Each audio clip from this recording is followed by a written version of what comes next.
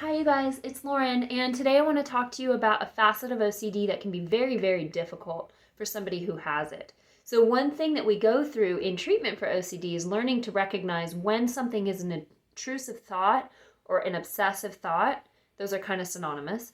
And when something is realistic and it really does need to get worried about. Now, the reason this can be extremely tricky is that a lot of things somebody with OCD worries about are realistic, but they've gotten carried away. Like, it is realistic to worry about being a woman and walking through a parking garage that someone may attack.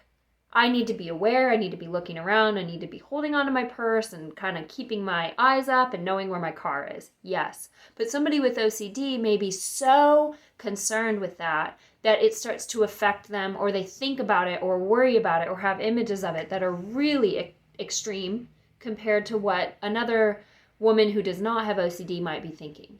So what does that person do? The first thing they need to do is try and take a look, an honest look.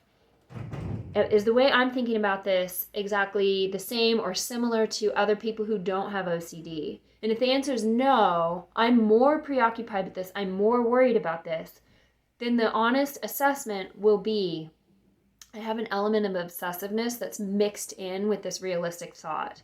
And I've got to work to figure out what part is what so that I'm not becoming compulsive with this thought.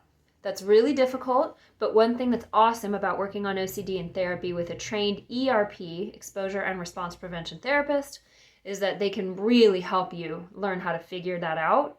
And once you can recognize, no, that's an intrusive thought, it becomes much easier to fight off the compulsions than when it feels completely like that's realistic.